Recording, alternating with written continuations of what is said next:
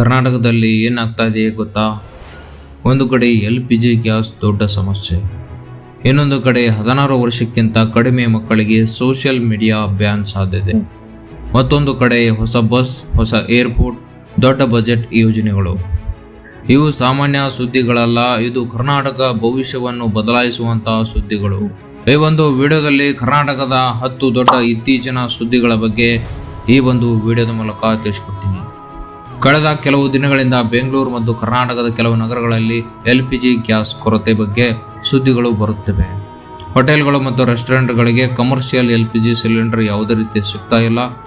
ಕೆಲವೊಂದು ಜಾಗದಲ್ಲಿ ಬೆಲೆ ಏರಿಕೆ ಆಗ್ತಾ ಇದೆ. ಅಂದರೆ ಒಂದು ಸಿಲಿಂಡರ್ಗೆ ಕಮರ್ಷಿಯಲ್ 1700ರಿಂದ 5000ವರೆಗೆ ಬ್ಲ್ಯಾಕ್ ಮೂಲಕ ಸುಲಿಗೆ ಮಾಡ್ತಾ ಇದ್ದಾರೆ.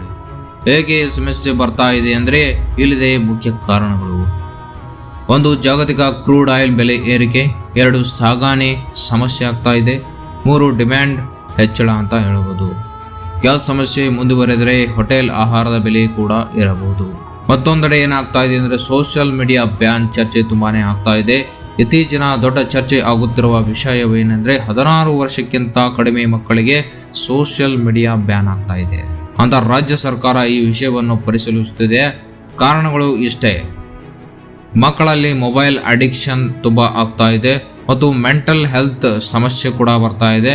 ಆನ್ಲೈನ್ ಡೇಂಜರ್ ಸ್ಕ್ಯಾಮ್ ಕೂಡ ಆಗ್ತಾ ಇದೆ. ಸೊ ಈ ಒಂದು ಕಾರಣಗಳಿಂದ ರಾಜ್ಯ ಸರ್ಕಾರ ಈ ಒಂದು ನಿರ್ಧಾರವನ್ನು ತೆಗೆದುಕೊಳ್ತಾ ಇದೆ. ಈ ನಿಯಮ ಜಾರಿಗೆ ಬಂದರೆ ಇನ್ಸ್ಟಾಗ್ರಾಮ್, ಫೇಸ್ಬುಕ್, ಟಿಕ್ಟಾಕ್ ತರಹದ ಪ್ಲಾಟ್ಫಾರ್ಮ್ ಬಳಸಲು ಏಜ್ ವೆರಿಫಿಕೇಶನ್ ಇರಬಹುದು. ಇದು ಜಾರಿಗೆ ಬಂದರೆ ಭಾರತದಲ್ಲಿ ಇದು ದೊಡ್ಡ ಡಿಜಿಟಲ್ ನಿಯಮವಾಗುತ್ತದೆ.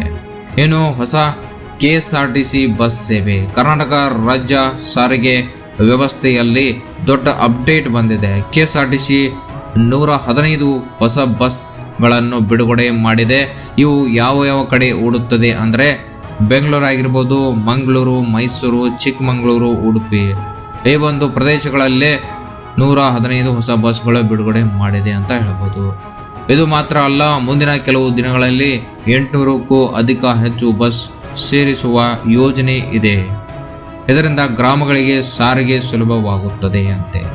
ಹೊಸ ಏವಿಯೇಷನ್ ಪಾಲಿಸಿ ಬರ್ತಾ ಇದೆ. ಅಂದರೆ ಕರ್ನಾಟಕ ರಾಜ್ಯ ಸರ್ಕಾರ ಹೊಸ ಸಿವಿಲ್ ಏವಿಯೇಷನ್ ಪಾಲಿಸಿ ರೂಪಿಸುತ್ತಿದೆ. ಇದರ ಯೋಜನೆ ಗುರಿ ಏನಂದ್ರೆ ಹೊಸ ಏರ್ಪೋರ್ಟ್ಗಳು, ಟೂರಿಸಂ ಬೆಳವಣಿಗೆ, ಉದ್ಯೋಗ ಸೃಷ್ಟಿ ಸಲುವಾಗಿ ಈ ಒಂದು ಯೋಜನೆಯನ್ನ ತರ್ತಾ ಇದೆ. ಬಳ್ಳಾರಿ ಮತ್ತು ಉತ್ತರ ಕರ್ನಾಟಕದಲ್ಲಿ ಹೊಸ ವಿಮಾನ ನಿಲ್ದಾಣಗಳ ಬಗ್ಗೆ ಚರ್ಚೆ ನಡೀತಾ ಇದೆ. ಇದರಿಂದ ಕರ್ನಾಟಕ ಪ್ರವಾಸೋದ್ಯಮ ಮತ್ತು ವ್ಯಾಪಾರ ವೇಗವಾಗಿ ಬೆಳೆಯುತ್ತದೆ. ಅದೇ ರೀತಿ ಕರ್ನಾಟಕದಲ್ಲಿ ಮಳೆ ಮುನ್ಸೂಚನೆ. ಹವಾಮಾನ ಇಲಾಖೆ ಮಾಹಿತಿ ಪ್ರಕಾರ ಮಾರ್ಚ್ ತಿಂಗಳಲ್ಲಿ ಕರ್ನಾಟಕದ ಕೆಲವು ಭಾಗಗಳಲ್ಲಿ ಅಕಾಲಿಕ ಮಳೆ ಸಾಧ್ಯತೆ ಇದೆ. ಮುಖ್ಯವಾಗಿ ಕರಾವಳಿ ಜಿಲ್ಲೆಗಳು, ದಕ್ಷಿಣ ಒಳನಾಡು. ರೈತರು ಮತ್ತು ಜನರು ಎಚ್ಚರಿಕೆಯಿಂದ ಇರಲು ಸೂಚನೆ ನೀಡಲಾಗಿದೆ. ಇನ್ನು ರಾಜಕೀಯ ಚರ್ಚೆ. ಕರ್ನಾಟಕ ರಾಜಕೀಯದಲ್ಲಿ ಸಚಿವ ಸಂಪುಟ ಬದಲಾವಣೆ ಆಗಬೇಕಂತ ಚರ್ಚೆ ಕೂಡ ನಡೀತಾ ಇದೆ. ಕೆಲವರು ಶಾಸಕರು ಈ ಒಂದು ಸಚಿವ ಸಂಪುಟ ಬದಲಾವಣೆ ಆಗಬೇಕೆಂದು ಹೇಳ್ತಾ ಇದ್ದಾರೆ. ಇದರಿಂದ ರಾಜ್ಯ ರಾಜಕೀಯ ಹೊಸ ಸಮೀಕರಣಗಳು ಸಾಧ್ಯತೆ ಇದೆ. ಇನ್ನು ಸೆಕೆಂಡ್ PUC ಪರೀಕ್ಷೆ. ಪ್ರಸ್ತುತ ಕರ್ನಾಟಕದಲ್ಲಿ ಸೆಕೆಂಡ್ PUC ಪರೀಕ್ಷೆಗಳು ನಡೆಯುತ್ತಿವೆ. ಲಕ್ಷಾಂತರ ವಿದ್ಯಾರ್ಥಿಗಳು ಪರೀಕ್ಷೆ ಬರೆಯುತ್ತಿದ್ದಾರೆ. ಆದರೆ ಈ ಪರೀಕ್ಷೆ ಸಮಯ ಎಷ್ಟು ಅಂದರೆ 3 ಗಂಟೆ 15 ನಿಮಿಷ. ಈ ಪರೀಕ್ಷೆಯ ಫಲಿತಾಂಶ ವಿದ್ಯಾರ್ಥಿಗಳ ಭವಿಷ್ಯ ನಿರ್ಧಾರ ಮಾಡುತ್ತೆ.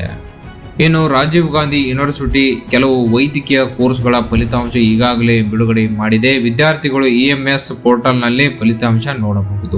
ಇನ್ನು ಟೂರಿಸಂ ಮೆಗಾ ಪ್ಲಾನ್ ಮಾಡ್ತಾ ಇದೆ ಕರ್ನಾಟಕ ರಾಜ್ಯ ಸರ್ಕಾರ. ಟೂರಿಸಂ ಅಭಿವೃದ್ಧಿ ಹೊಸ ಯೋಜನೆಯನ್ನು ಹಾಕೊಂಡಿದೆ. ಈ ಯೋಜನೆಯಲ್ಲಿ eco tourism, open air museum, heritage tourism ಅಂತ ಲಕ್ಕುಂಡಿಯಲ್ಲಿ ದೊಡ್ಡ ಮ್ಯೂಸಿಯಂ ನಿರ್ಮಾಣ ಕೂಡ ಈ ಒಂದು ಯೋಜನೆಯಲ್ಲಿ ಇದೆ. ಇನ್ನು ಕರ್ನಾಟಕ ಬಜೆಟ್ 2026 ಕರ್ನಾಟಕ ಬಜೆಟ್ನಲ್ಲಿ 4 ಲಕ್ಷ ಕೋಟಿ ಗಾತ್ರದ ಬಜೆಟ್ ಘೋಷಣೆಯಾಗಿದೆ. ಮುಖ್ಯ ಯೋಜನೆಗಳು AI technology investment, Mysuru second IT hub ಅಂತ ಹೇಳ್ಬೋದು, ನಂತರ ಇನ್ಫ್ರಾಸ್ಟ್ರಕ್ಚರ್ ಡೆವಲಪ್ಮೆಂಟ್ ಅಂತ ಹೇಳ್ಬೋದು. ಇವು ರಾಜ್ಯ ಆರ್ಥಿಕತೆ ದೊಡ್ಡ ಬದಲಾವಣೆ ತರಬಹುದು. ಈ ಸುದ್ದಿಗಳು ಯಾವುದು ನಿಮಗೆ ಹೆಚ್ಚು ಶಾಕ್ ಕೊಟ್ಟಿತ್ತು ಕಾಮೆಂಟ್ ಮಾಡಿ ತಿಳಿಸಿ. ಇಂತಹ ಡೀಪ್ ಕನ್ನಡ ನ್ಯೂಸ್ ಸ್ಟೋರಿಗಾಗಿ ನಮ್ಮ SR ಭೂಯಿ ಯೂಟ್ಯೂಬ್ ಚಾನಲ್ ನ ಸಬ್ಸ್ಕ್ರೈಬ್ ಮಾಡೋದನ್ನ ಮರೆಯಬೇಡಿ. ಅಲ್ಲಿವರೆಗೆ ಮತ್ತೊಂದು ಇಂಟ್ರೆಸ್ಟಿಂಗ್ ವಿಡಿಯೋ ಜೊತೆ ಬರ್ತೀನಿ. ಜೈ ಹಿಂದ್, ಜೈ ಕರ್ನಾಟಕ.